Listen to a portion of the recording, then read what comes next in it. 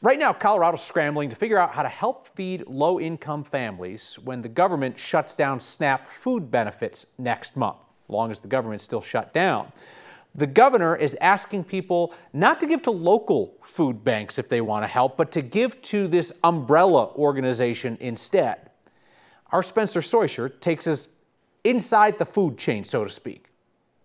With the federal government shut down, the state announced this week it's putting SNAP benefits on hold for November. We're here because the federal government is shut down. To try to offset it, Governor Polis asked the state's Joint Budget Committee to direct up to $10 million from the state's general fund go to Feeding Colorado. But that's a small dent compared to the $120 million that are normally allocated in SNAP each month. You can also visit feedingcolorado.org. The governor also encouraged people to donate to Feeding Colorado, which will eventually trickle down to smaller food banks. Here's how it works. Feeding America gets federal funding as well as donations and has access to buy food in bulk at lower costs. So that $10 million, for instance, would likely buy the retail equivalent of $40 or $50 million worth of food. Each state has their own network food bank, in this case, Feeding Colorado, which doesn't buy or sell any food, but does logistics and helps coordinate for 5 partner food banks. In the Denver area, that's Food Bank of the Rockies.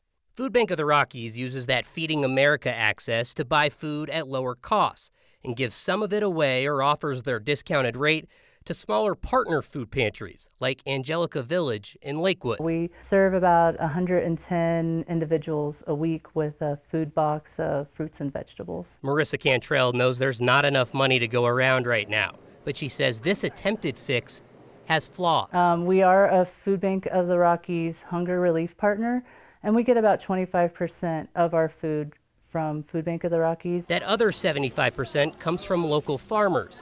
And with SNAP expiring, she's expecting an influx of people and not enough money to account for it. Just giving money to Feeding Colorado isn't going to necessarily get into the hands of SNAP recipients.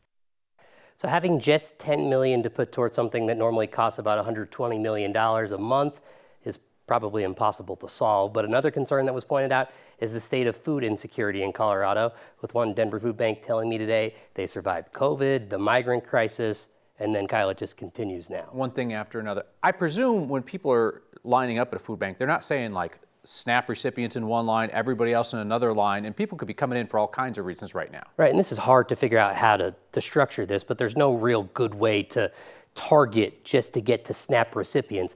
You may have federal workers who are laid off or someone else who's laid off that isn't a SNAP recipient that's going to a food bank. Yeah, and for all the folks who have been reaching out to us asking how they can help, stay tuned. Word of thanks for the next month plus is going to focus on food insecurity and hunger in Colorado. Spencer Soisher, thank you.